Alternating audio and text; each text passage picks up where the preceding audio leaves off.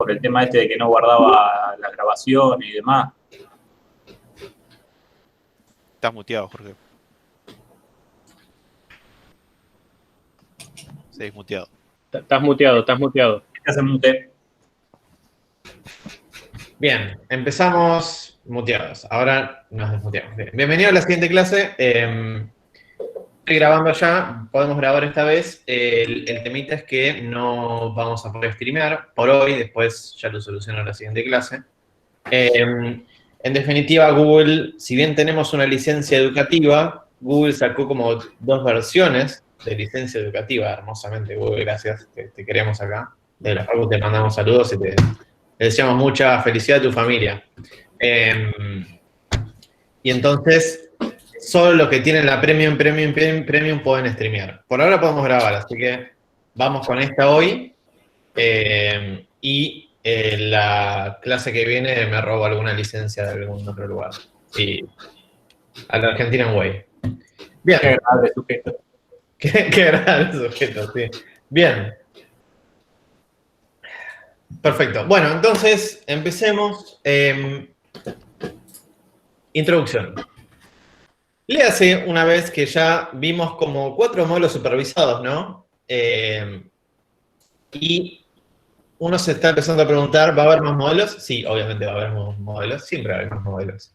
Pero la otra pregunta es, no le dimos mucha bola al tema de, si bien le dimos mucha bola al tema de cómo procesar los datos faltantes, etcétera, etcétera, lo que no hicimos fue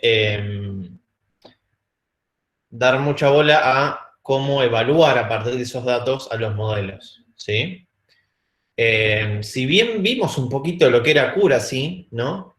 Spoiler alert, hay más métricas. Y son importantes, ¿no? Si bien vimos con Javi en la anterior, creo que la de árboles, un poquito de que accuracy era medio mentiroso, lo vamos a formalizar hoy. Y vamos a ver qué otras métricas y formas de tratar estos set de entrenamiento tenemos para poder estar seguros que un modelo supervisado performa como estamos esperando. Acuérdense, esto es un comentario aparte, acuérdense que para los modelos no supervisados también tenemos métricas, ¿no? Pero eso ya las vimos. Y ahora vamos a ver métricas para los modelos por así decirlo, supervisados, ¿no? Y esto también viene, después la siguiente clase se va a nutrir de esto que estamos diciendo para llevar el tema de los modelos como al siguiente nivel, ¿no? Pero no quiero decir mucho de la siguiente clase. Bien, hoy no va a haber mucha pizarra, igual si tienen alguna pregunta, por supuesto leo los chats o cualquier cosa de voz, estaremos acá. Y si es necesario me conecto con la tablet y dibujo, les hago garabatos. Bien. Entonces, la clase de hoy va a ser cómo evaluamos y cómo seleccionamos, cómo decidimos que un modelo anda bien o no. Y después, cómo podemos seleccionar si entre 2 modelos, tengo 2 modelos, uno al lado del otro, ¿no? Cómo sé cuál es mejor respecto del otro.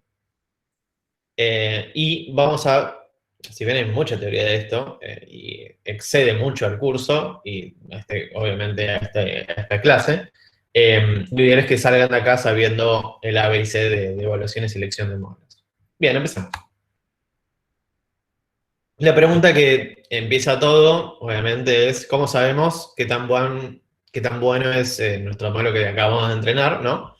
Después de 2 días y medio de entrenar el modelo, tenemos un modelo salido del hornito, ¿no? Y cómo lo medimos, ¿no? Y entonces, la primera idea, obviamente, es el accuracy, que es el que estuvimos usando, ¿no? Que en esencia y en gallego es porcentaje de datos del entrenamiento clasificados correctamente. Quiere decir cuántas veces le pegué bien a la clase sobre el total, ¿sí? Y esa es la métrica que vamos a usar para el TP, ¿no? Nada más, es el dataset mismo que usé para entrenar, le aplico accuracy, le calculo la accuracy, perdón, sé cuántos le pegó sobre el total y dice, bueno, mira, del total le pegaste el 80% de las veces. Listo, genial. ¿El modelo está bueno? No sé. ¿Por qué no sé? ¿Alguien me puede decir por qué podría no estar del todo buena esta primera approach?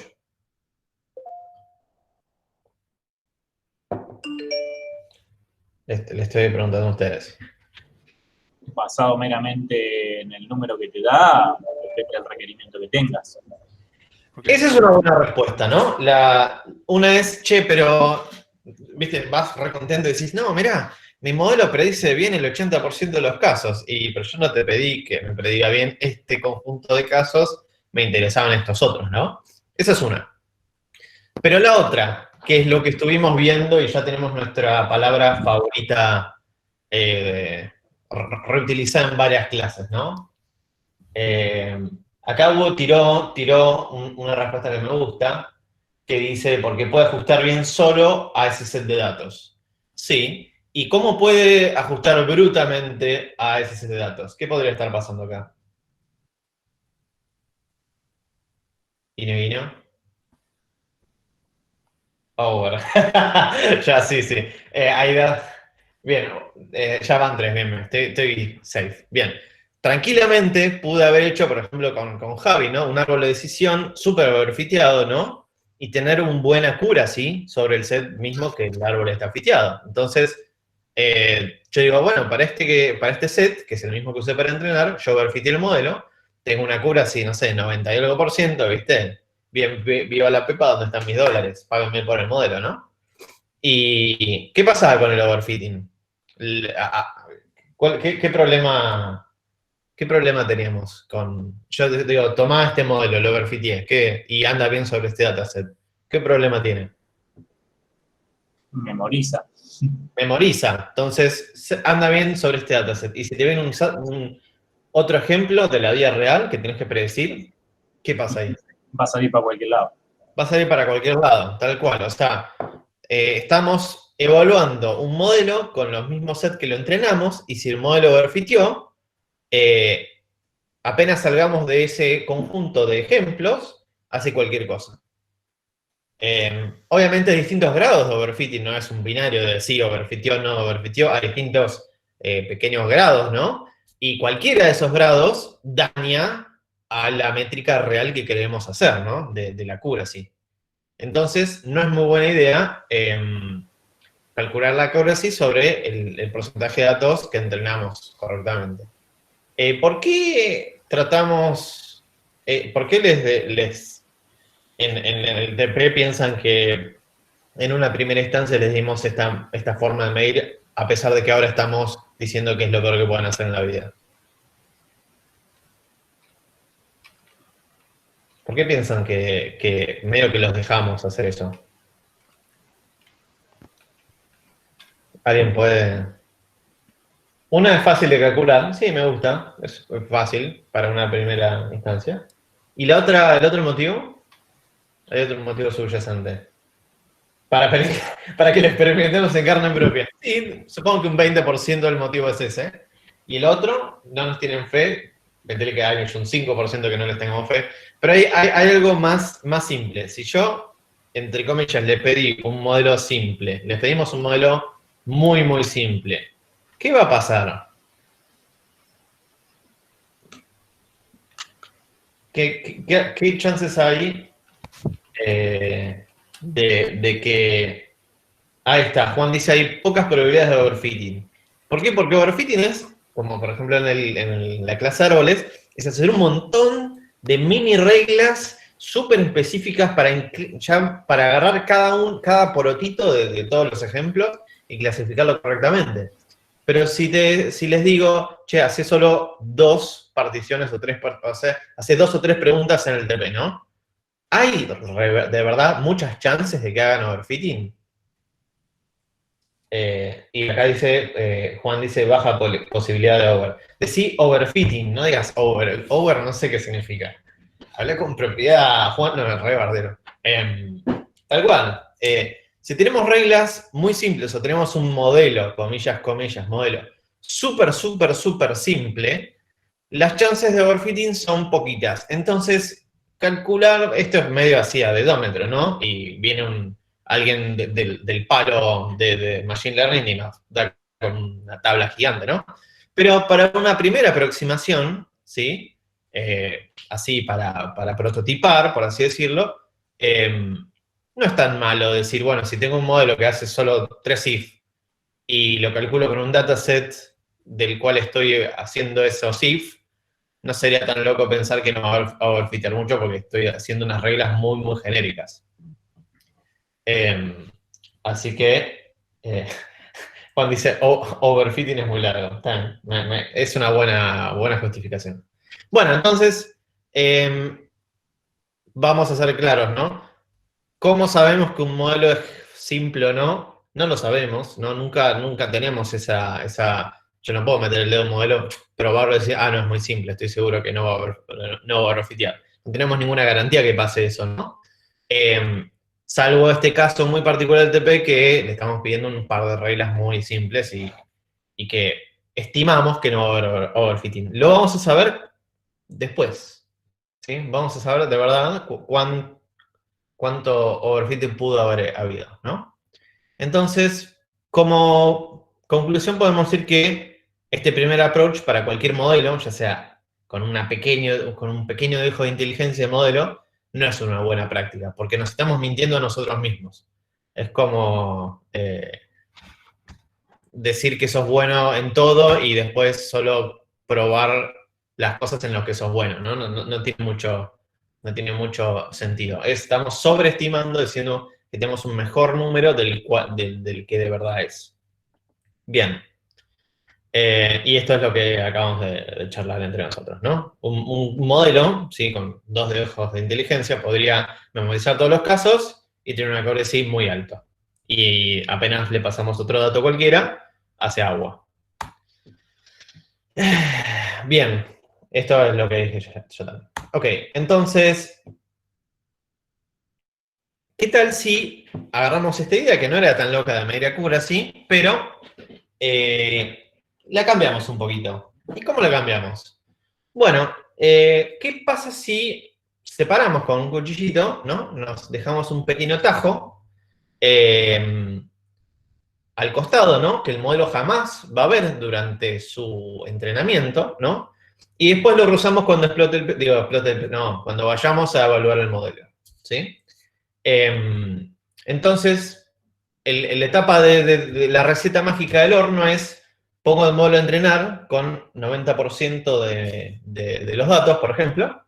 Luego de que el modelo sale del horno entrenado, lo mido con este 10%, porque sé que no estuvo en el entrenamiento del modelo.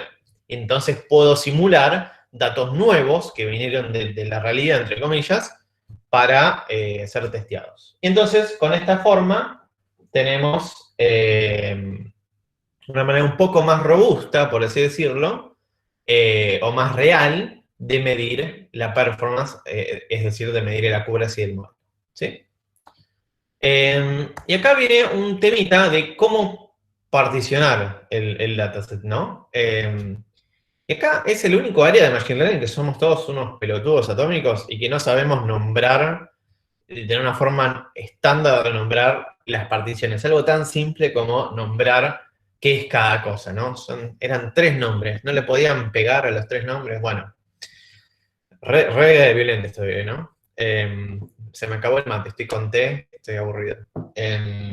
Entonces, el primer puchito, que va a ser la mayoría, va a ser los datos de entrenamiento. Y se llama en general train o entrenamiento, ¿no? Train, ¿no? Y va a ocupar, si bien esto no es muy representativo, va a ocupar la mayoría de los datos. Luego, está este puchito que lo usamos para evaluar el modelo, ¿no? Yo pruebo una combineta de entrenamiento, saco el modelo del horno y lo pruebo contra algo. Y eso se llama, tiene 2 nombres, porque de hecho tiene varios nombres y la gente en cada bibliografía es nombre distinto, entonces nosotros usamos el estilo de concatenar todo con guión medio para evitar que la gente se equivoque al mirar esto. Esta forma es como universal a cualquier idioma, ¿no? Es como la Rosetta Stone de la forma de la convención. Ya cualquier data scientist que lee esto entiende qué es cada parte. Bueno, Entonces, este 10% que anteriormente dije, bueno, ya no es 10%, es algo un poquito más. Y el proceso va a ser, entreno el modelo y me fijo. Vuelvo a entrenar el modelo y me fijo, ¿no? Porque acuérdense que entrenar el modelo pueden ser con varios hiperparámetros. Entonces, en el día a día, ¿no? Podríamos estar entrenando el modelo y mirarlo con este conjunto, ¿no? Y por último, hay otro conjunto más, ¿sí? Porque, ¿qué puede estar pasando acá? Acá hay un pequeño... no quiero adelantar el tema, pero hay un pequeño corrección, ¿no? Que nosotros estamos haciendo medio implícito, que es yo estoy buscando en realidad los mejores hiperparámetros para que tanto este dataset como este dataset performen bien, porque yo cada vez que entreno y termino de entrenar, los mido con esto. Entonces, a la larga, lo que está pasando es que estoy en realidad también usando, de alguna manera, este validation dev, ¿sí? Como que se está... mi modelo está, no de manera directa, porque no está en el set de entrenamiento, pero los hiperparámetros se empiezan a orientar de tal manera que estos dos datasets performan. Entonces, los data scientists miraron esto y dijeron, che, tenemos un problema, ¿no? A la larga, después de entrenar con un montón de parámetros, este validation dev como que ya no deja representar a los datos aleatorios reales, ¿no? ¿Y qué hacemos? Oh, bueno, ya renunciaron todos y vino el invierno de Machine Learning. No, mentira, no pasó eso. Lo que hicieron fue, che, hagamos una partición adicional, ¿sí? Que se llama test, o erróneamente este test a veces viene acá, ¿viste? En la bibliografía estos dos se super mezclan, pero bueno, sigamos con esta convención de poner como medio obvio las cosas, y entonces este dataset, esta partición, que es del 100% lo parto, ¿no? Se va a usar solo cuando estemos, entre comillas, a punto de deployar en producción el modelo sin ninguna posibilidad, por así decirlo, de volver para atrás y entrenar el modelo para que performe mejor. Graciosamente, ¿no? En Kaggle, que es una plataforma de competencias de Machine Learning, ¿no? Lo que hace Kaggle es exactamente esto, ¿no? Kaggle acá pone una línea, ¿sí? No sé si se ve, pero pone una línea entre, acá me se olvidó la pizarra, pone una línea entre el validation dev y el t-holdout, ¿sí? Que a nosotros nos da públicamente solamente el cacho de trainee validation, ¿sí? Que en realidad te lo da todo junto y nosotros internamente deberíamos separarlo y laburar, ¿no? Y después, en la competencia, ¿no? Vos subís tu modelo performa, y tiene la performance de alguna manera, bueno, de hecho, se podría decir que este Valdev podría también estar, bueno, no importa. O este holdout tiene como dos caras, ¿no? ¿Por qué? Porque te da un numerito, dice tu modelo performa 80%. Ok, y vos te vas contento, 80%, ¿no? Subís un montón de veces el modelo para que ese por ciento vaya subiendo y cada vez vas ajustando los superparámetros, ves que va funcionando, que no, bla, bla, bla. El último día de la competencia, cuando cierra la canilla de recibir nuevos modelos, aparece otro número, que es el test de la performance privada, ¿sí? Que nunca vimos. Y esto hace que la tabla de ordenamiento que estaba un día anterior, 1, 2, 3, ¿no? Por ahí termina 3, 2, 1. Porque si bien el primer modelo del día anterior ajustaba bien para el público, al día siguiente ajustaba peor porque el creador, el que estaba en la competición, ajustaba mucho para subir ese score, pero en realidad el score privado no estaba subiendo. Y esto puede pasar en la realidad, ¿no? Que en nuestra forma de laburar no estemos con el set de entrenamiento, estemos tratando de aumentar el valor o la accuracy del set de datos de validation dev, ¿sí? Y vamos, sí, subí un 1%, soy un capo, denme mi momento, bla, bla, bla. Y después cuando estemos a punto de deployar en producción, apretamos el botoncito, se testea con el holdout y por ahí da peor que el anterior modelo, que la anterior versión que estábamos deployando, ¿no? Entonces, es muy útil tener estas tres separaciones, por así decirlo. Y acá viene un comentario, ¿no? Está bien, Jorge, dijiste de que tenías la separación de los datos en tres, ¿no? En tres o en dos o en n, ¿no? ¿Y cómo haces para dividir los datos? Y obviamente agarras un cuchillo y lo partís, ¿no?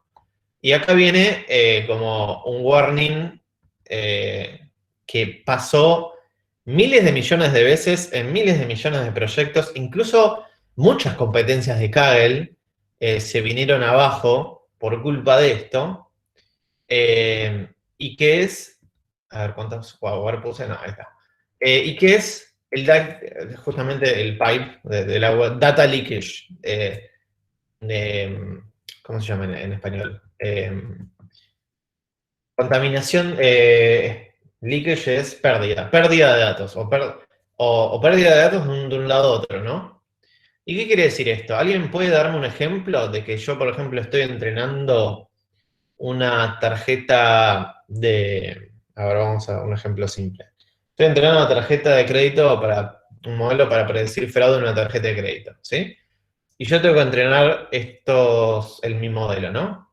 Puedo particionar y tengo eventos de compras, ¿no? Tal día compra 100 pesos, tal día compra 100 pesos, tal día, X día compra 2.000 pesos. Y después tal día se detecta como fraude, ¿no? No importa muy bien cómo lo mapearé más al modelo. Me interesa más la intuición, ¿no? Yo podría agarrar y ampliar random y decir, bueno, todos estos eventos van a Train, todos estos eventos van a Valdev, y todos estos eventos van a T-Holdout. ¿Podría hacer eso? Es una pregunta para ustedes. Y tenés que tener cuidado, por ejemplo, no sé, si sacás todas las compras de menos de 500 pesos, por ejemplo, no está bueno porque estás como sacando un pedazo de información que te serviría para tu modelo, digamos. Pero en realidad no lo estoy sacando, lo que estoy haciendo es eligiendo en cuáles de estos baldes entra ese evento. No filtré ningún evento, solo moví y dije, estos eventos aleatorios van acá, estos eventos aleatorios van acá y otros van acá. ¿Qué me podría pasar con respecto a un mismo usuario, ¿no? En la secuencia de compras. ¿Qué me podría pasar?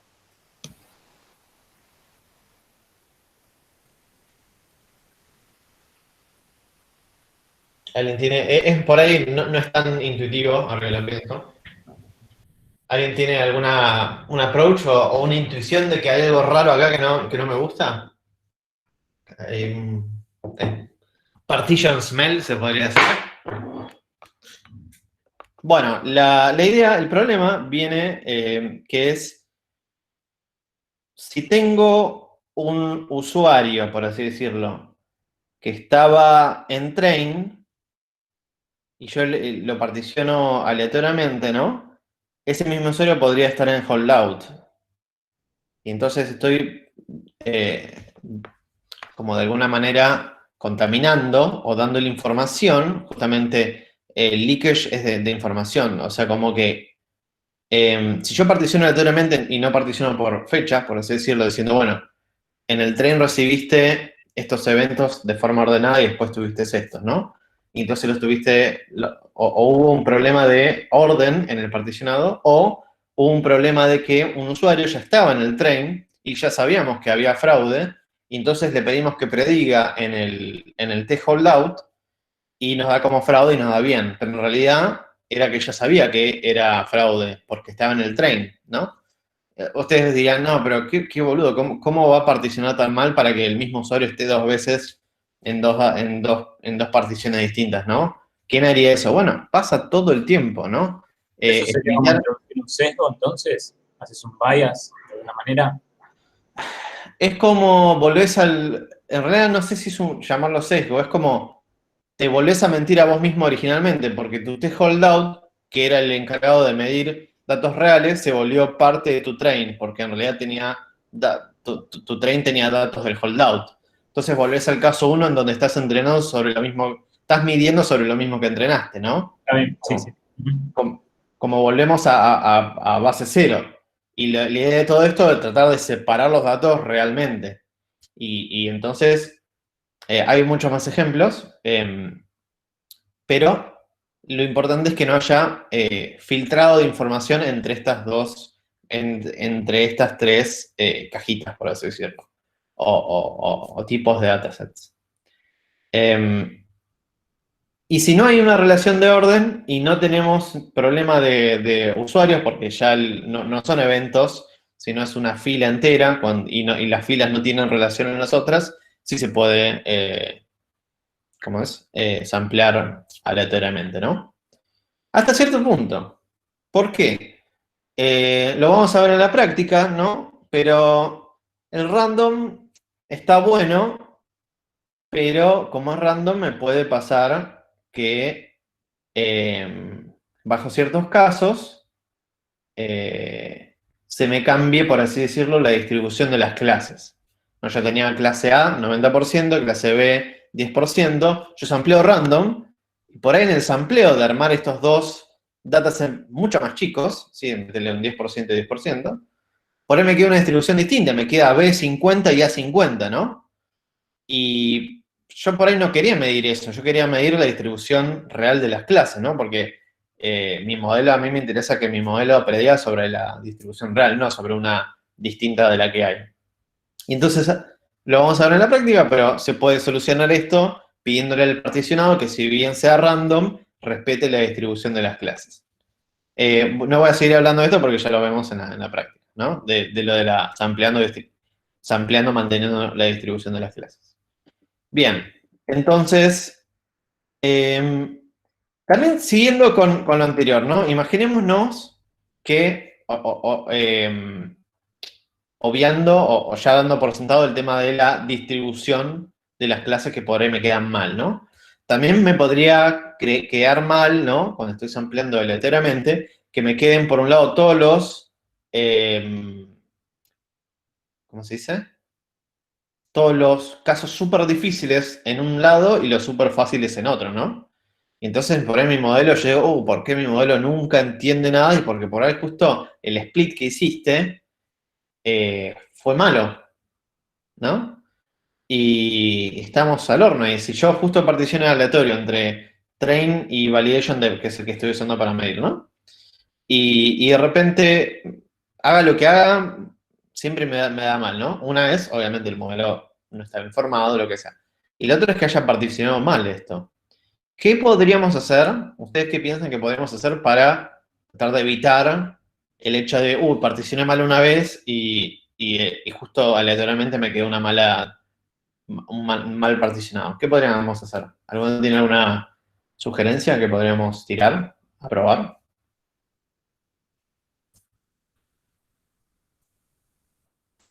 Y entrenar el mismo modelo con distintos particionados, digamos. Exactamente. Una buena opción es decir, ¿sabes qué?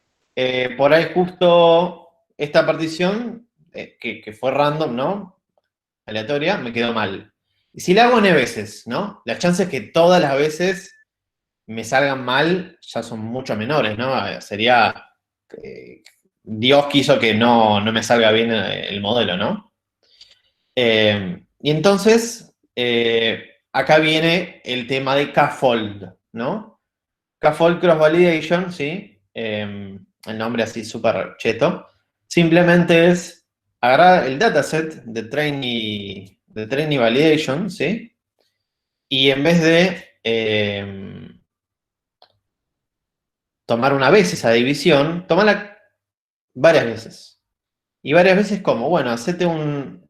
bueno, todavía no tengo la fotita. Hacete K divisiones de todas esas particiones y usa una vez una particioncita de esas para validar y las otras para entrenar. Y anda cambiando ese K de lugar, ¿no? A ver si... Deme un segundo. Bueno, perdón. Era el algoritmo que... Perdón. Esto ya, ahora en la siguiente diapo muestro la imagen. Pero lo importante es disminuir el riesgo de samplear, justamente de particionar aleatoriamente mal.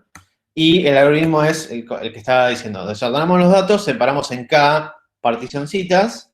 Es como cuando tenemos el amigo rata que nos corta la tita 23.000 veces. Bueno, tenemos la tita partida en K veces, ¿sí? Del mismo tamaño. Y entonces hacemos como un for y vamos eligiendo el K y vamos rotando el K para la evaluación y el K-1, bueno, el N-1 de las particiones para entrenar, ¿no?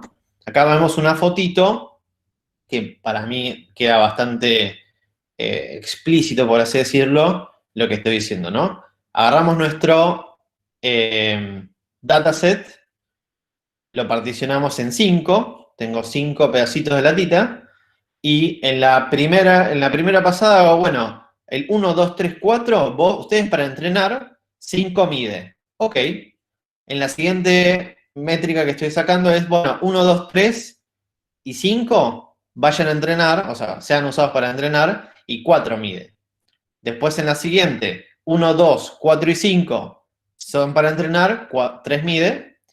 En la cuarta fila tenemos 1, 3, 4 y 5 para entrenar, 2 mide, y después 1 mide y 2, 3, 4, 5 para entrenar, ¿sí? Y tenemos la métrica de la accuracy, ¿sí? O la métrica en cada una de las veces. Y después hacemos el promedio. Ya con eso nos disminuimos bastante la chance de justo haber particionado una vez mal, ¿sí? Y haberla justo que al azar nos haya jugado en contra, ¿no?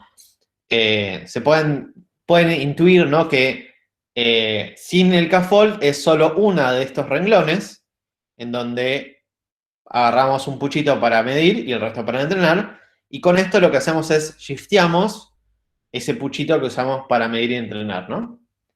Y con esto sacamos el promedio del modelo, ¿no? Ok.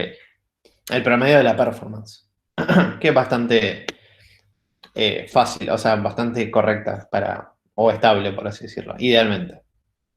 Bien. Un temita, ahora que sale, ¿no? Más estadístico, por así decirlo, que no quiero entrar mucho en detalle, es qué pasaría si quiero comparar los dos modelos que fueron entrenados con K-folds, ¿no? Porque antes teníamos dos modelos con accuracy y sabíamos relativamente, porque también puede ahí haber un poquito de estadística involucrada, pero sabíamos un poco más simples cómo medir los dos modelos, ¿no? Acá, sí, Juan, dígame.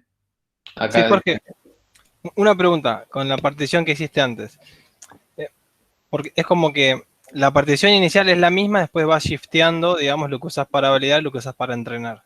Sí. ¿Por qué de esa manera y no teniendo verdaderamente una partición totalmente distinta cada vez, digamos? No sé si se entiende.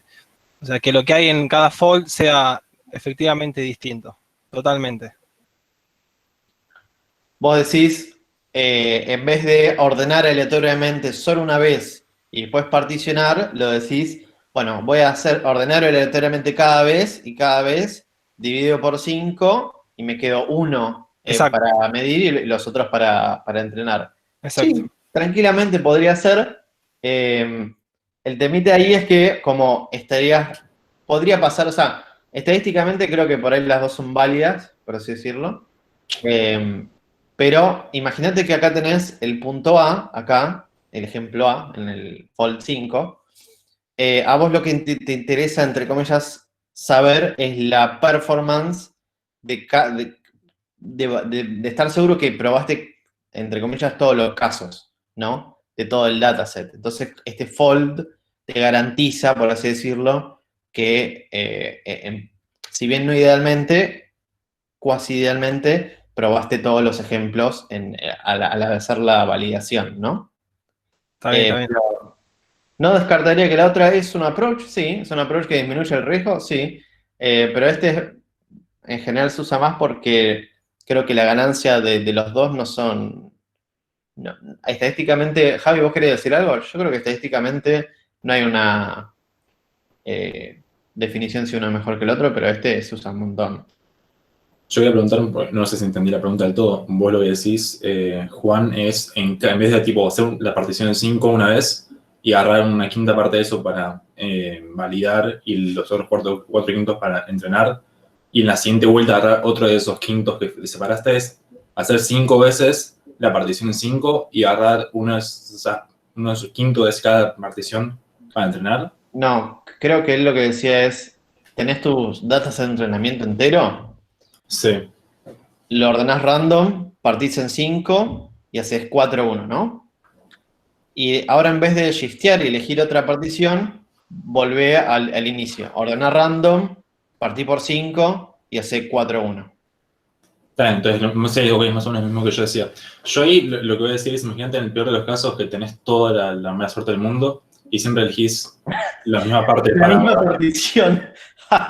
Sería, bueno, creo que sí, podría pasar, ¿no? O sea, esa es como mi primera intuición, siendo una persona con mucha yeta. Pero lo segundo es que, a fin de cuentas, es, digamos, no estás asegurando que puedes estar repitiendo samples, puedes estar repitiendo datos de entrenamiento.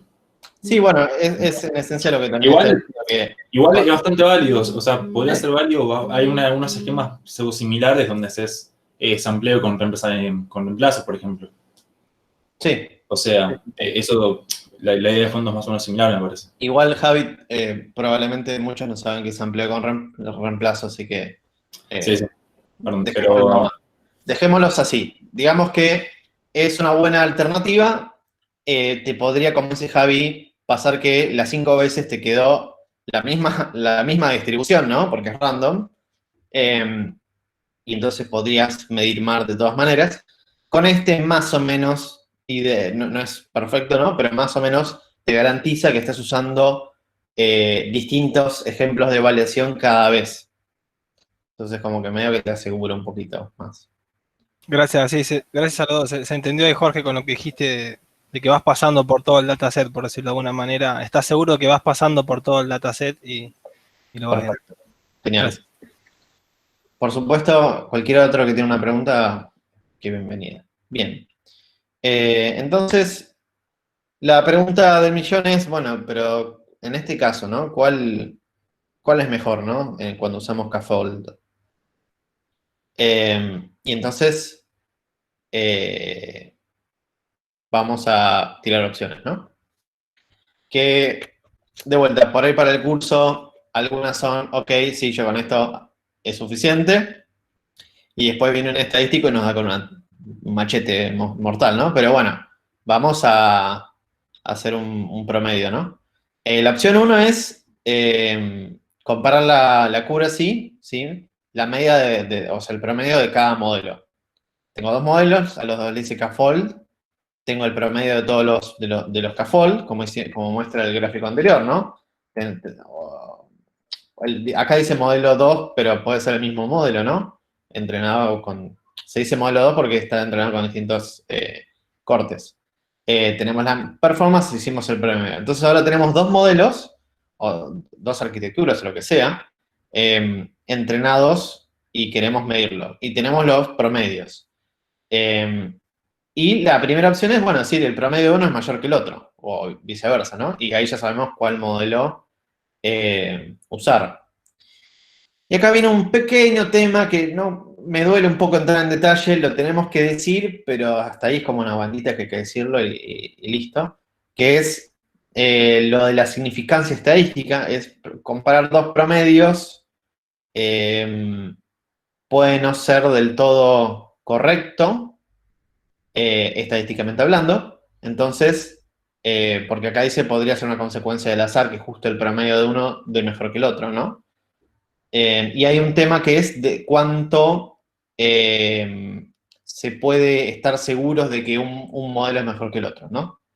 Y entonces, la otra opción es comparar los vectores, los resultados, ¿sí? Porque si tenemos dos modelos, ¿no? Y los particionamos de la misma manera y tenemos las mismas particiones. Con esto estamos un poquito más certeros de que estamos comparando, por así decirlo, peras con peras, ¿sí? Y lo importante es usar los mismos folds y las mismas particiones, ¿sí? Ordenamos aleatoriamente, particionamos por los K y después en eso usamos los dos para entrenar los dos modelos. Y con eso ya más o menos estamos un poquito más seguros de que los números son más similares. Y después, lo tengo que decir, pero no quiero entrar mucho en detalle, por ahí, Juan, si te parece, tirar algún comentario de esto, pero no muy teórico, que hay un par de formas de comparar estas métricas, un poco más estadísticas, El más conocido es el p-valor, pero nos metemos en estadística y no me quiero entrar mucho en detalle, pero lo único que quiero que sepan de esto es que hay una forma estadística de medir los promedios entre los dos, o dados los k-folds, medir las métricas de esto y estar seguros, ¿sí?, de que uno es mejor que el otro, de que un modelo es mejor que el otro. Y para eso se usa el p-valor, pero como que esta diapo es de color, dato de color, se le pregunta, ¿estás seguro que estos dos modelos son de verdad, uno es mejor que el otro? Y bueno, googleen esto, pero no entré en la materia, ¿no? Es como comentario adicional. Bien. Y la pregunta del millón no, es ¿por qué tendríamos distintos modelos, ¿no?, para comparar? No todo es K-means. ¿K-means? Sí. O no todos son, perdón, K-means. No, eso es clustering. Ahí ya tengo un vacío mental. No todo es árbol de decisión, ¿no? No usamos un árbol de decisión para todo, como hace Javi. No, tenemos distintos modelos, de los cuales ya vimos y otros que vamos a ver.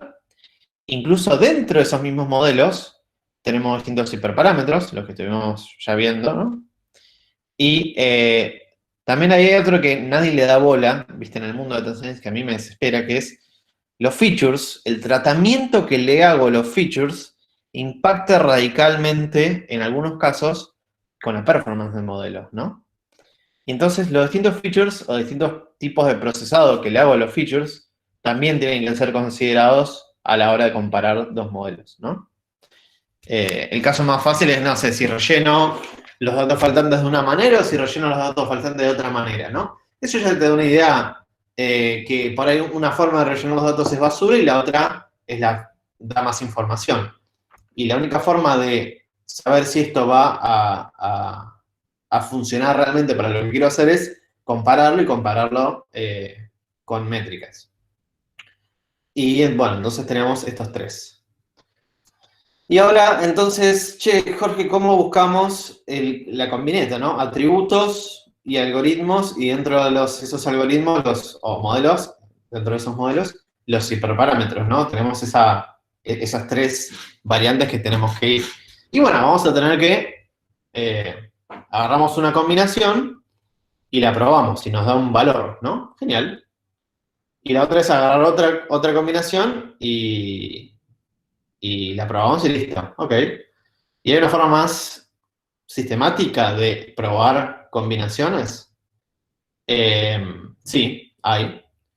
Y la primera opción es simplemente, esto tiene una forma flashera a un grid search, pero en el fondo es hacer un for sobre cada hiperparámetro. Así de, ¿viste? No sé por qué la gente le pone nombres complicados a las cosas. Es hacer un for por cada hiperparámetro. Probar la combinación, obviamente esto escala en,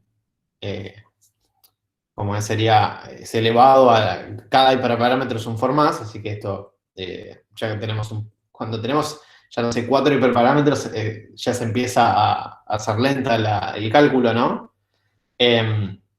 Y nos puede pasar un temita, que pasa a veces en la realidad, es que el grid search, nosotros le ponemos al for un range, ¿no? De andar de 1 en 1, o andar de 2 en 2, o andar de 3 en 3, ¿no? Una cierta resolución al for.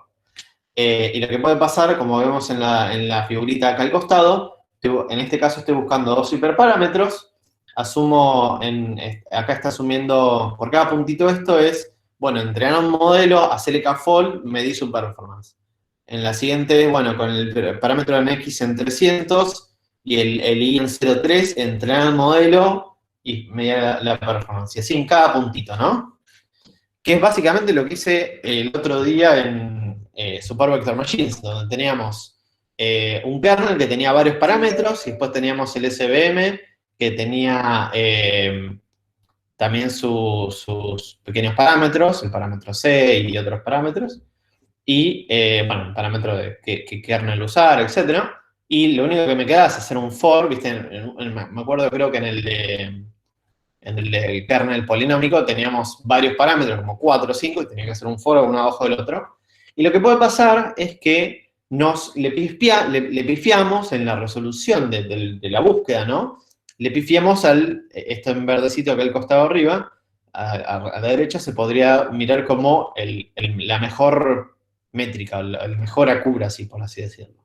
Y con esto le pifiamos, ¿no? Quiero ver la hora, si no, 18:50. Ok, tengo 40 minutos, ¿no, Javi? Bien. Entonces, hay un problema con esto.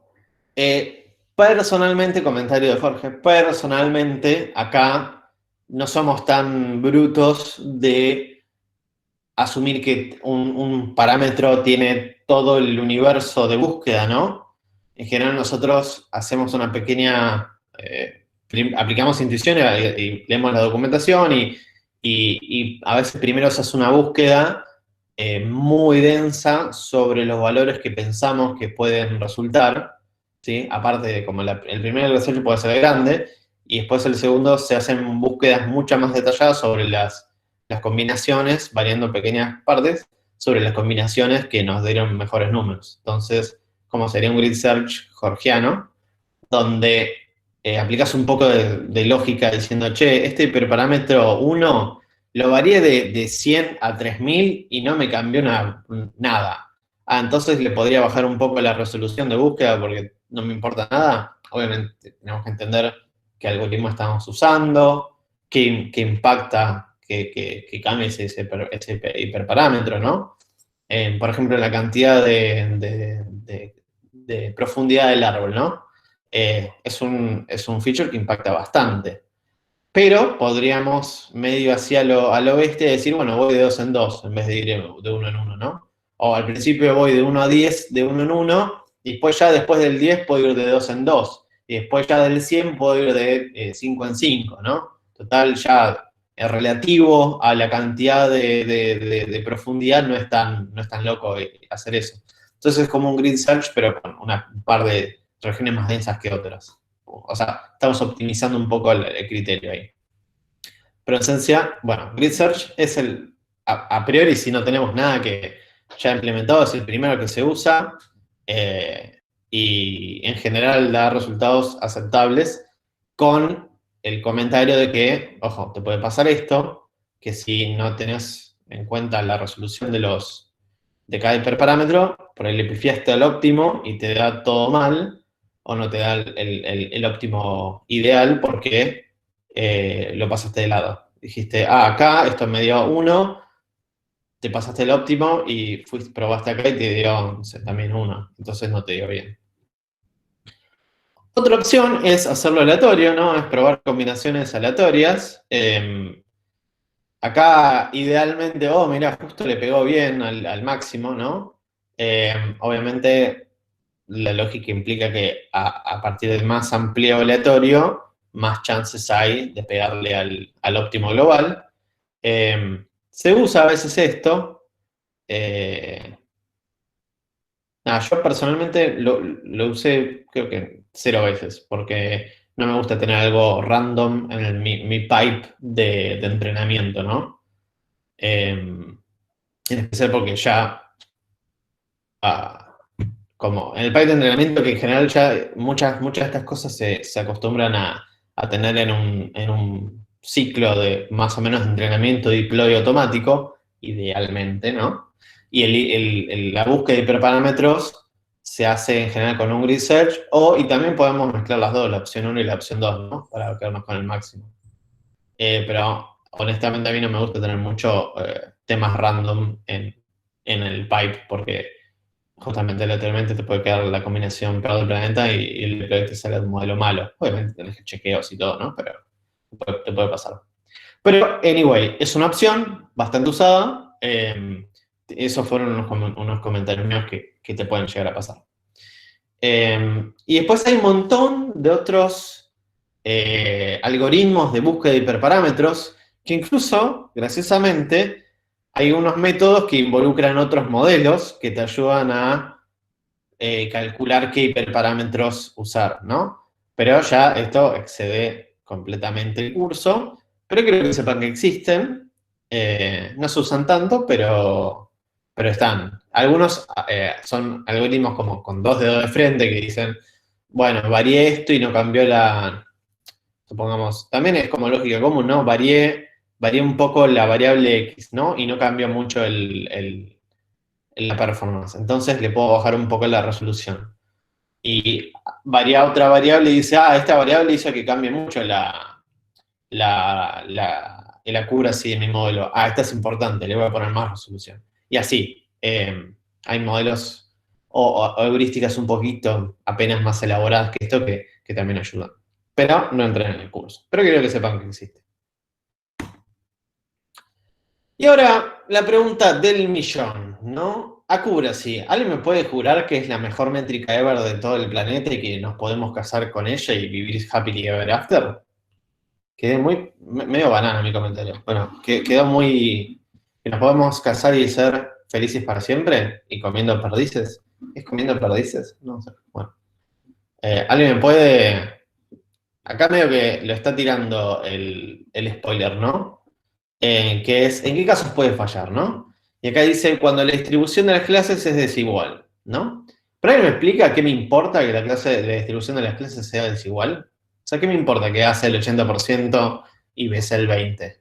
¿Alguien me puede decir qué me importa que la accuracy no siempre es el mejor con respecto a este caso? Una pregunta para ustedes. Si yo te digo, el accuracy es de 70%, ¿qué ustedes me dicen, el modelo es bueno o malo? Sabiendo que la distribución de las clases es A igual a 80% de las veces y B 20% de las veces. ¿Alguien me puede decir si eso está bien, si está mal? ¿Qué opinan? Yo te digo, che, te vendo este modelo, accuracy 70%. Y puede ser que le estés pegando solamente a la clase A y que la clase B la estés prediciendo mal.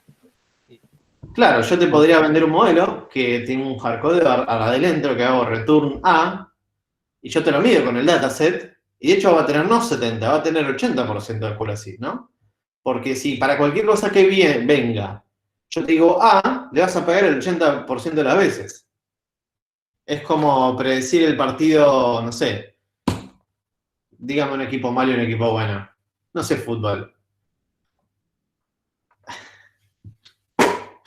Nadie, ustedes tampoco saben fútbol. Bueno, tírenme otra comparación, ¿no? Que saben que siempre, ¿qué pasa? Acá Lionel me tiene una pregunta que dice, cuando hablas de accuracy, ¿consideras los datos que desechás? Sí, digamos, la accuracy, acuérdense, vamos a... Cuando yo mido un modelo, ¿no? Y mido otro modelo, los voy a medir sobre el mismo set de entrenamiento. Entonces, si yo descarté por algún motivo un caso que me parecía que estaba mal cargado o por algún otro motivo, lo descarto, ¿sí?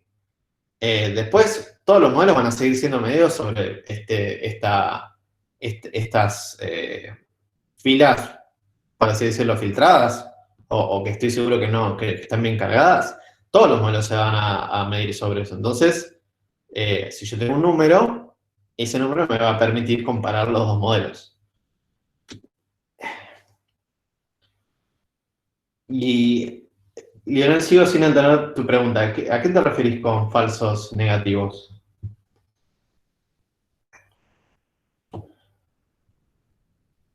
Bueno, mientras Lionel responde, yo quiero que alguien me diga, aparte de Juan, que entendió lo que estoy diciendo yo. Si yo te digo, tengo un return clase A, ¿viste? Mi modelo en realidad no es un modelo, es una función adentro que vuelve siempre A, ¿no? ¿Qué accuracy va a tener? 80%. ¿Y me sirve este modelo que siempre devuelve A?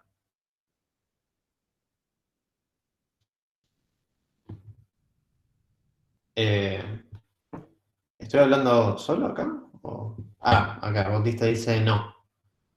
Gracias, Bautista. Overfitting. No, sí, overfitting. No, no sé si es overfitting. Porque acá es como, ni siquiera tenés un modelo, estoy haciendo return A, ¿no? Y de hecho puede venir otro modelo que por ahí funcionaba mejor, y yo compré el modelo que hacía return A versus otro que era por ahí, me trataba de predecir mejor. Y lo miré con respecto a la accuracy. Y el problema es ese, ¿no? Que yo estoy usando una forma de medir las cosas que por ahí no es la ideal. Y ahora voy a volver con la pregunta de Leo que dice, los que clasificás como que no son cuando en realidad son. Ah, no, eso, Lionel, más adelante. Ahora vemos eso. Acá yo me estoy mirando el tema de accuracy, que es cuántas veces le pegué sobre el total. No me importa ahora los falsos negativos, eso en los siguientes diapos.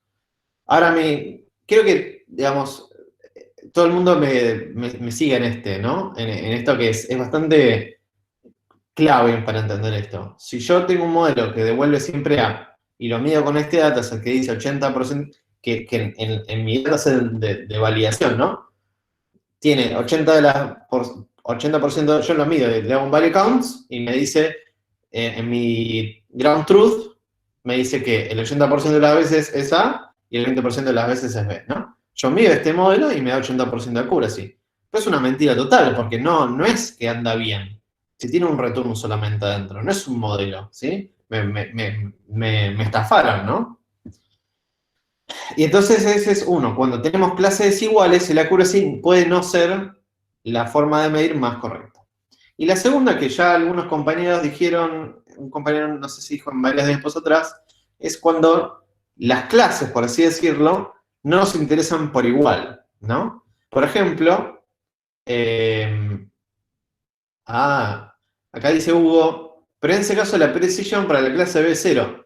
Perfecto, no vimos precision, no sé qué es eso. No sé en qué idioma estás hablando, Hugo. No, yo no conozco precision, yo te estoy hablando de accuracy. Accuracy es cantidad de veces que le pego sobre el total. Y esa accuracy me está dando 80%. Y quiero que todo el mundo entienda esto. Entonces, accuracy, cuando las clases son desiguales, en este caso están muy desbalanceadas, no me sirve. Y entonces, también hay otro caso donde, por ejemplo, a mí me súper interesaba la clase B sobre A, ¿sí? Y en realidad la accuracy no está midiendo esto. Entonces, acá hay una pregunta de Pablo que dice, por interés desigual de las clases, ¿te referís a cuando hay más clases importantes para tu criterio que otra? Sí, por ejemplo, la clase B era fraude y la clase A era no fraude, ¿no? Y a mí me pagan, ¿cómo es? Mi empresa, a mí me pagan por cantidad de Bs clasificados. Entonces, el accuracy, que es por ahora solamente general, me da 80%. Y estoy ganando 0 pesos. Es un ejemplo muy simple para que traten de cazar la idea, ¿no? Entonces, les presento un caso de la vida real para el siguiente segmento, que sigue esta línea, ¿no? Tengo un paseo de perros, el chabón está paseando los perros, feliz, y de repente un auto toca bocina y tenía como varios perros atados en las distintas correas, ¿no? Y de repente suelta a todos los perros y los perros se van por todo el parque, ¿sí? Ninguno se queda con él, todos se van, ¿sí? Entonces se le escapa a todos los perros en la plaza y tiene que ir a juntarlos. Entonces el flaco va ¿cómo se dice? Los empieza a juntar, ¿no?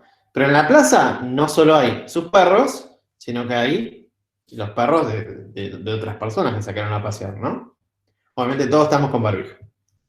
Y entonces, los empieza a juntar, pero puede pasar que agarre un perro que no era de él, y también puede pasar que, lamentablemente, haya perros que eran de él que no los termina agarrando, ¿no?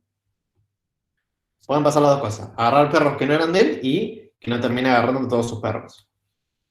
Entonces, tratemos de clasificar, ahora viene como una pregunta que no me acuerdo quién había tirado, de cómo clasificar los tipos de error que puede tener nuestro paseador de perros y lo vamos a poner como en 4 categorías. La primera es, si el paseador de perros agarra un perro que no era de él, ¿no? Que era, no sé, de otro dueño que estaba paseando, eso, en el mapeo que vamos a hacer, se llama falso positivo. Si yo digo, un perro, es mío, y cuando lo agarro digo, ups, este no era mío, ¿no? Y llaman a la policía y te persigue y tardas un tiempo en reanudar la búsqueda. ¿Sí? Falso positivo.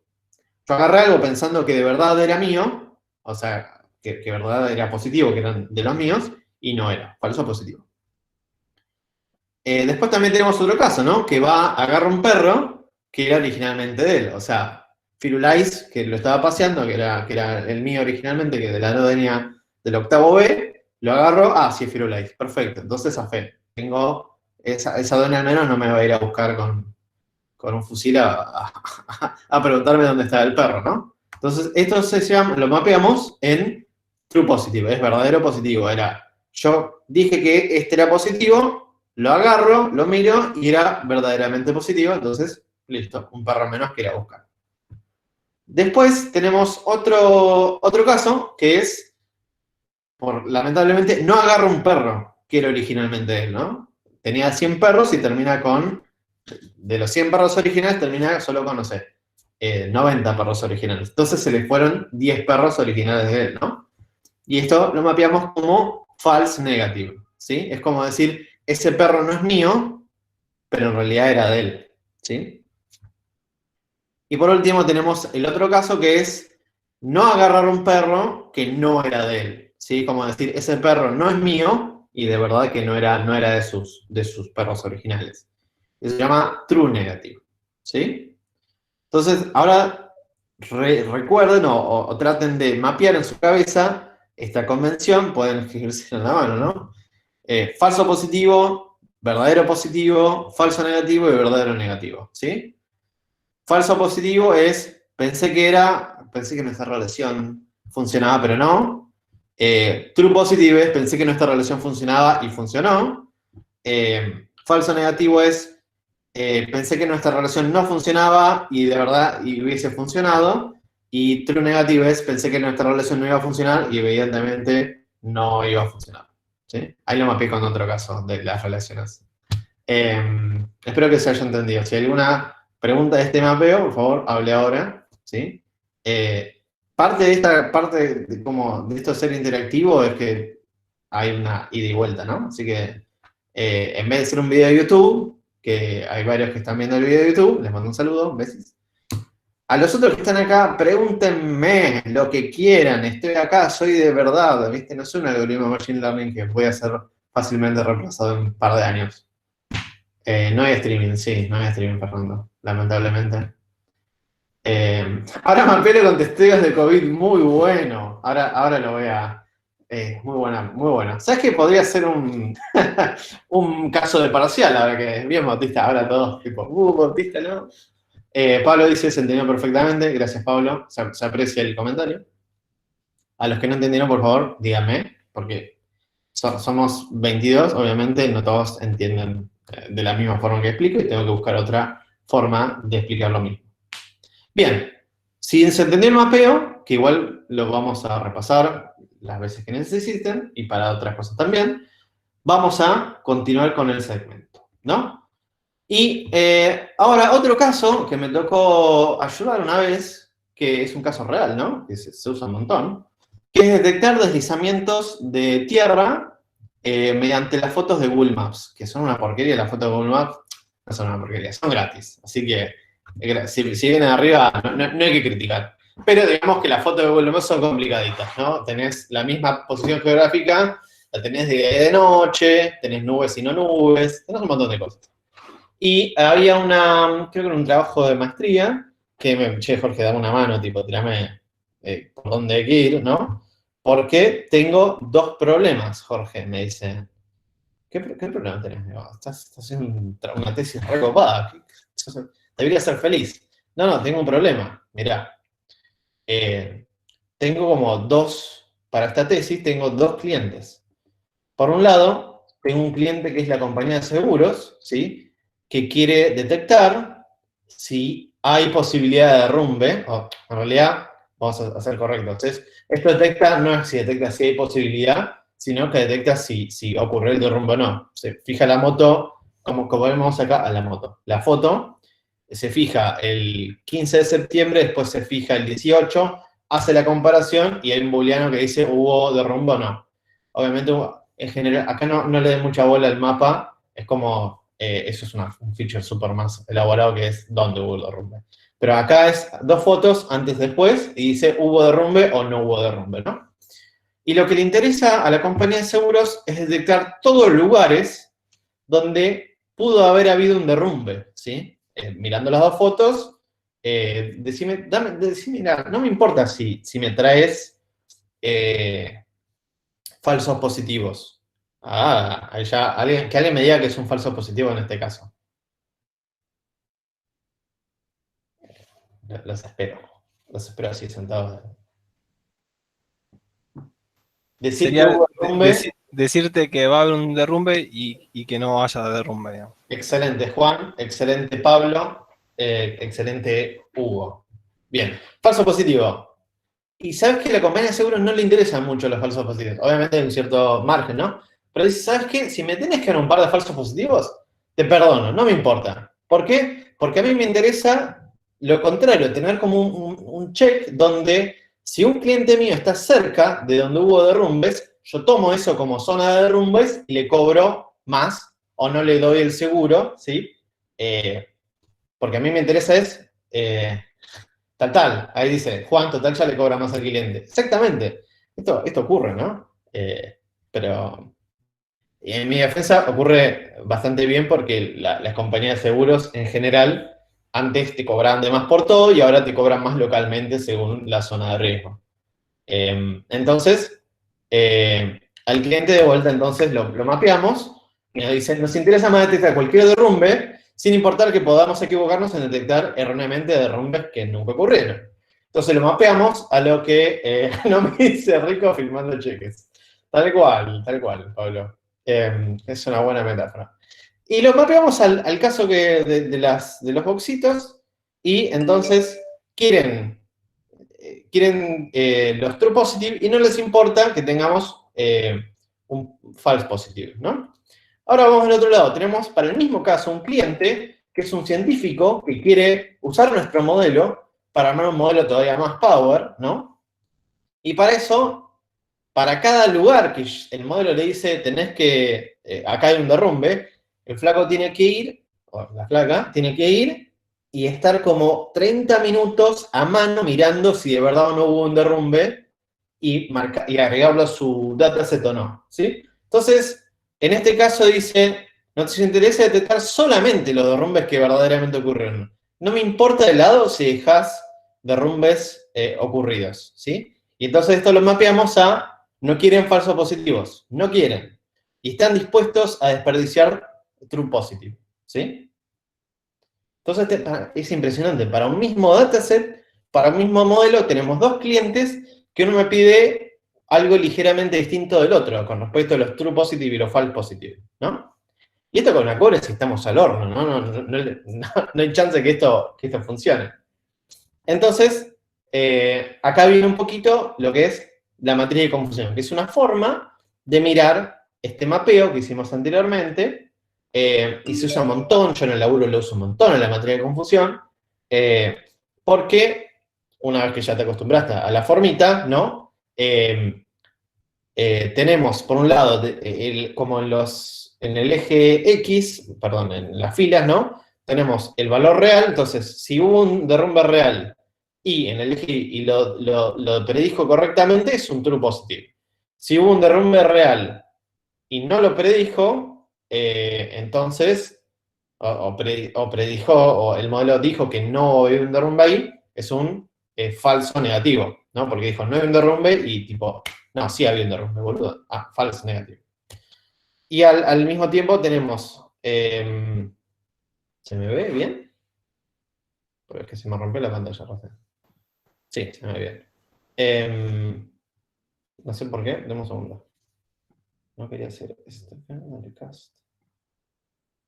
Juan. Tenemos varios Juans. Mi Chromecast se llama Juan. Entonces, como tema, entonces, si en el dataset original esto estaba marcado como no derrumbe y mi modelo lo predice como derrumbe, entonces es un false positive. Y si estaba marcado originalmente el dataset como no derrumbe y mi modelo lo predice como no derrumbe correctamente, entonces es un true negative, ¿sí? Entonces mapeamos a una matriz con función las posibles combinaciones.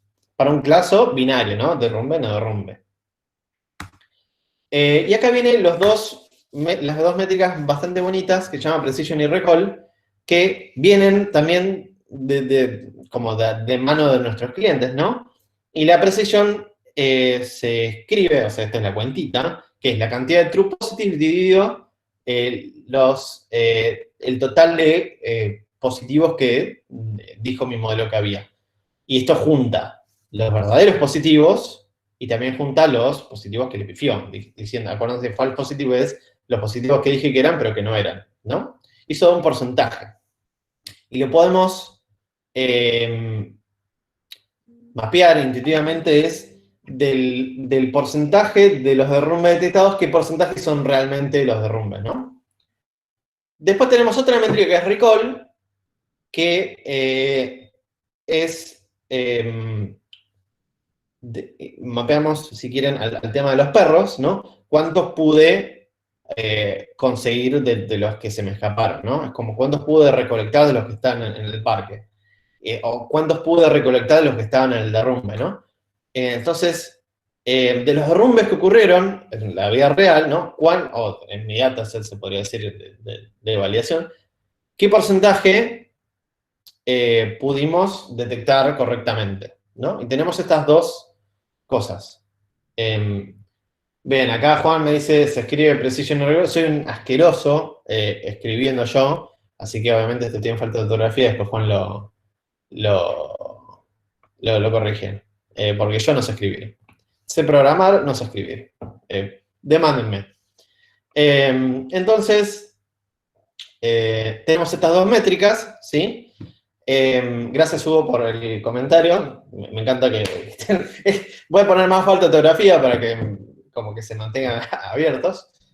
Obviamente, este fue a propósito, ahora que tendría que haber dicho eso al principio. Bien. Entonces, acuérdense, yo lo miro también como una... precision lo miro como una especie de pureza, por así decirlo. Mirá, me dijiste, siempre me decís que hay derrumbes y en realidad nunca hubo. Tenés una precision mala, ¿sí? O cuando me decís que hay un derrumbe, hay muchas chances de que sea realmente derrumbe. Tenés una buena precision, ¿sí? Y la otra es, vos nunca cazás ningún derrumbe, modelo choto, tenés un recall malísimo, ¿sí? O, este modelo tiene un buen recall, agarra bastante de los derrumbes que ocurrieron, ¿sí? Tenemos dos formas de mirarlo. Y, volviendo al caso anterior, quiero que alguien me diga rápidamente cómo mapear esto. ¿Qué cliente prefiere qué cosa, no? La compañía de seguros, ¿qué prefiere, recall o precision?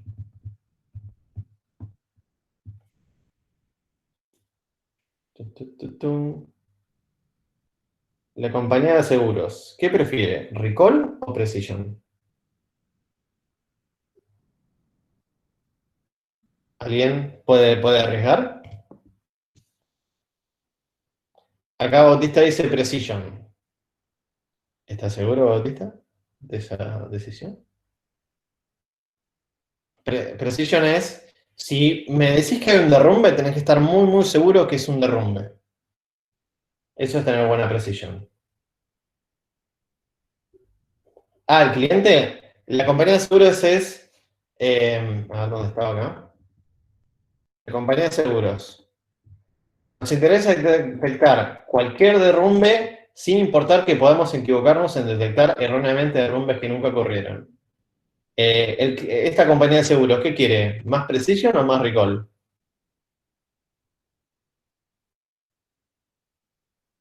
Fernando dice, no entiendo por qué la compañía no le muestra que nos equivoquemos. Y porque, acá viene la magia de todo, estoy en una compañía de seguros, no me interesa si le cobro de más a un cliente por error. me interesa no cobrarle a un cliente que le debería haber cobrado, ¿no? Porque está en una zona de derrumbes. Son distintas casos de uso, ¿no? Acá no les importa, es como el COVID, tal cual, es como, ¿tenés algún falso positivo? No me importa, está bien, está dentro del margen, a este le cobraré un poquito más, no me hizo rico firmando cheques, listo, se jode, si no le gusta sería la competencia. Yo prefiero cobrarle que no cobrarle y que haya un derrumbe, ¿no? Entonces quiere, lo voy a decir yo así como vamos acelerando, porque si no... las compañías de seguros quiere recall, quiere detectar la mayoría de los derrumbes que de verdad ocurrieron. Y sin importar que le tiremos un par de falsos positivos. O sea, le importa un poquito menos la precision y le importa bastante la recall.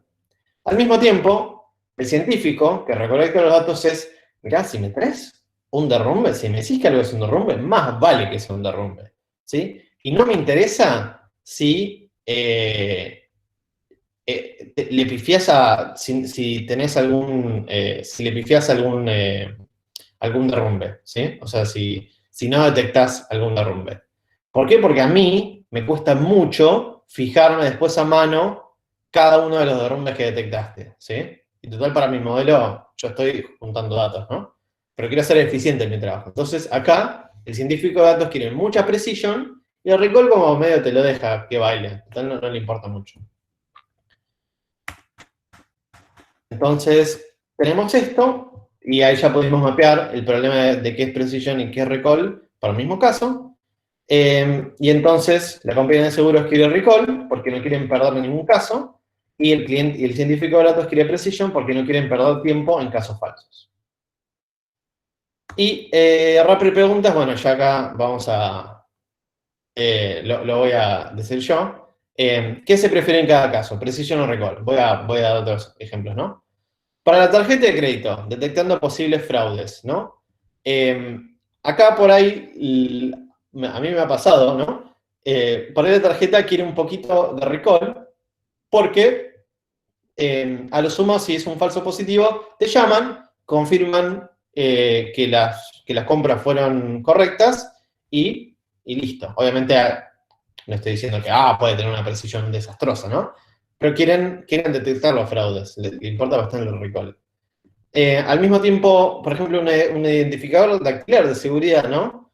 No quiere tanto recall, quiere una precision. Es, si esta persona, si yo digo que esta persona es Jorge cuando pone el dedo, quiero estar seguro de que es esa persona. No va a ser que entre Pepito y ponga el dedo y entre como yo, ¿no? Entonces, ¿por qué? Porque de última, por ahí te pide, esto es un modelo de negocio, ¿no? Por ahí de última te pide que pongas de vuelta el dedo y listo. Entonces, por ahí perdió recall, pero le tiene una buena precisión. Acá hay una métrica, sí es, pero dame un único número para medir la performance de un modelo. Acá hay una métrica, hay muchas más métricas que mezclan Precision Score, Precision y Recall, y esta se llama F1, que es bastante usada, porque tiene en cuenta las dos cosas, tanto Precision como Recall, y a veces es más fácil comparar un modelo con solo un score que con dos, ¿sí? A veces hace también condicionales, ¿no? If Precision mayor a, menor a, o Recall menor a, mayor a, y después que decía el F1. Eso es lo más sensato que hacer, ¿no? Bien, y después también hay otras métricas que podemos tener en cuenta, que son la sensitivity, o también llamada True Positive Rate, que es de vuelta esta cuentita, que es la cantidad, de vuelta mapeamos a cantidad de veces que pasó, True Positive dividido True Positive más False Negative, y lo podemos interpretar como porcentaje de derrumbes correctamente detectados, o sea, True Positive Rate.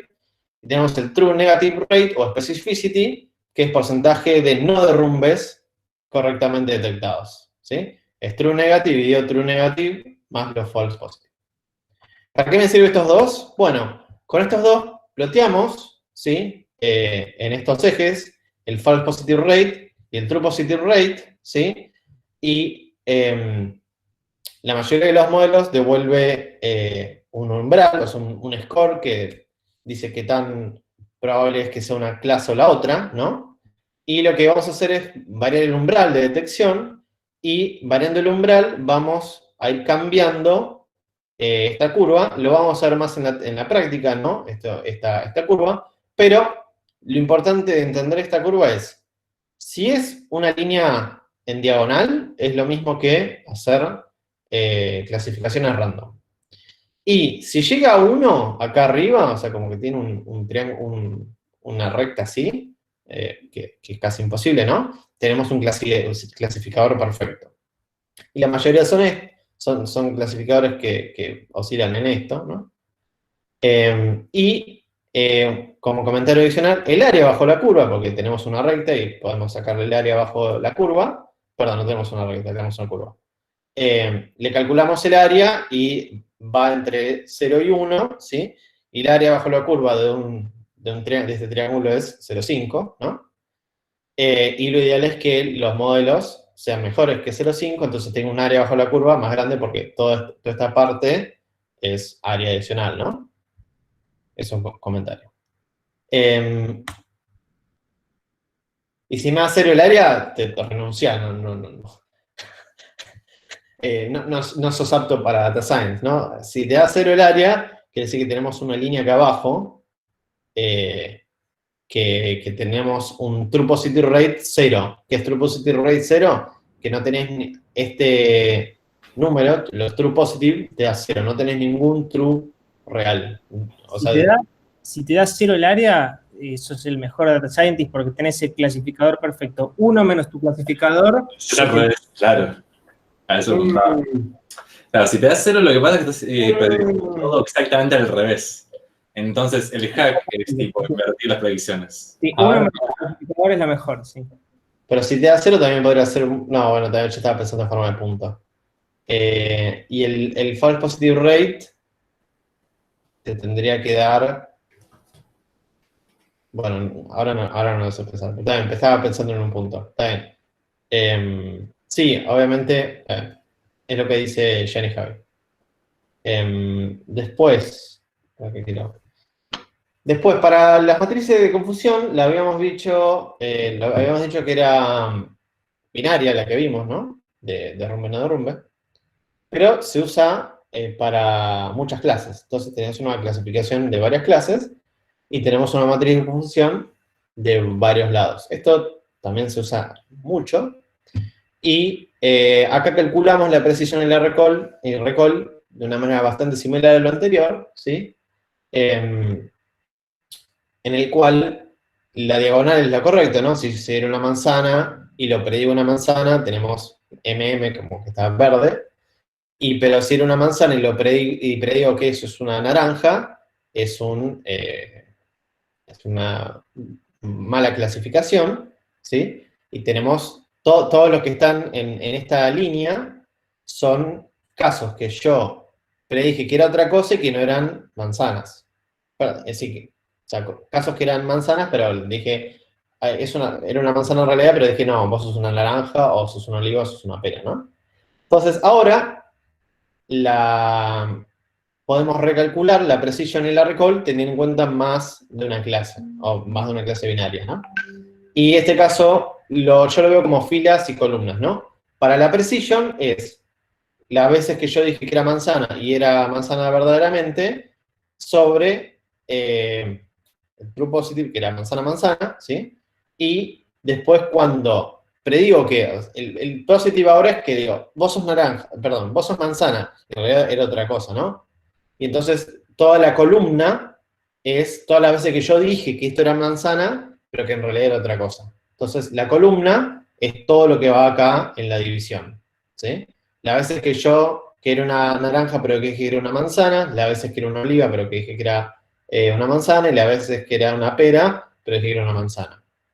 Entonces la precision es, si tenés una mala precision por clase, ahora es por clase, de manzana, si tenés una mala precision, yo sé que cada vez que me digas que algo es una manzana, hay chance de que sea otra cosa. Y si tenés una buena precision de manzana, cada vez que decís que algo es manzana, es probablemente manzana. Y la recall es cuántas manzanas que hay dando vuelta correctamente conseguiste. Y esto lo podemos ver como en la fila. De las manzanas reales que había, cuántas correctamente clasificaste con manzanas, y cuántas se fueron a los otros naranja, oliva y pera. Entonces tenemos manzana, y abajo tenemos toda la fila manzana, manzana, manzana, manzana naranja, manzana oliva y manzana pera. Toda la fila. ¿Sí?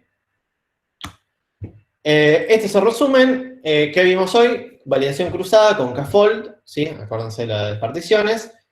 Cómo seleccionar o cómo buscar correctamente, qué dos técnicas vimos de buscar hiperparámetros, por así decirlo.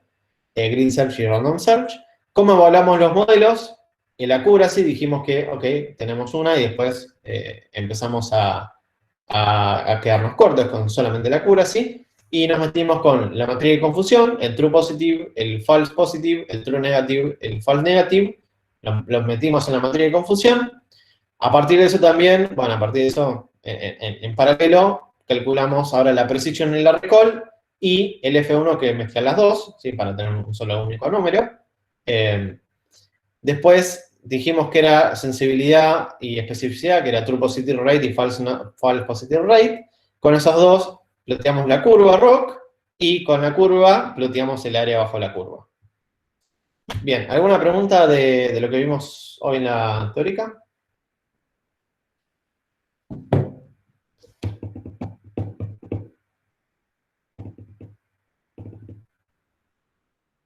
Bueno, si no hay preguntas, entonces corto la grabación y nos vemos en la práctica.